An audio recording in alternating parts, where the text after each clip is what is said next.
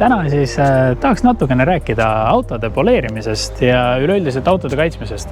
Mõlemad autod siin on poleeritud, kaitstud ja siin on ka siis näited, millega nad kaitstud on.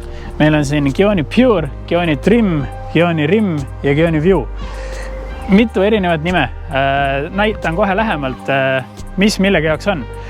Pure on siis üldiselt kere, piltlikult võib seda suhteliselt igale poole panna. Trim on siis erinevad plastikud. Rim, nagu nimi ütleb, on siis näiteks väljed ja View on siis üldiselt klaasidele. Kindlasti mõtlete, mida siis auto choice poleerimine sisaldab. Auto choice poleerimine sisaldabki seda, et auto enne pestakse põhjalikult puhtaks.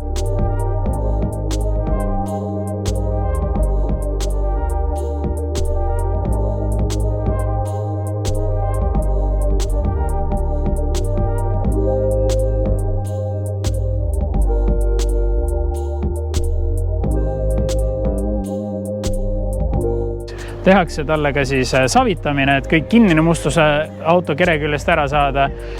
Lisaks siis auto värv vaadatakse üle, hinnatakse, mida täpsemalt selle auto värviga teha saab.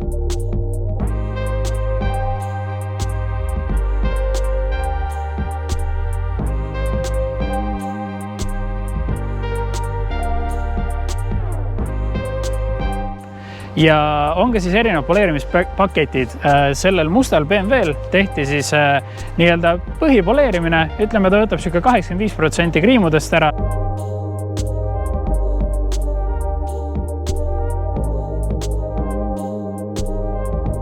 Ja ta on siis kaheastmeline.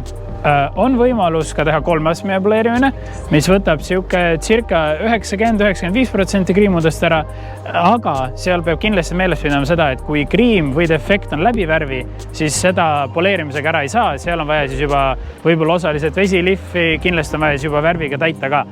Et kuskilt maalt on nii-öelda see piir, et kuhu maani siis ainult nii-öelda poleerpasta ja kettaga jõuab. Aga üldiselt ütleme, poleerimine ja keraamika on väga hea võimalus, et enda autol siis värvkatted nii-öelda parendada, ilusamaks teha ja siis keraamikaga tulevikus kaitsta. Lisaks on ka olemas kaitsekille võimalused. Näiteks sellel autol on esituled kaitsekiles ja samamoodi ka piilerid, lingitagused, tagastange pealne, et sellised põhikohad, mis siis kõige rohkem kahju võiksid saada. Et kindlasti vaata järgi Autochoy kodulehelt, sealt näed siis erinevad pakette ja saad juba enda autole ka hea hoolitsuse kirja panna.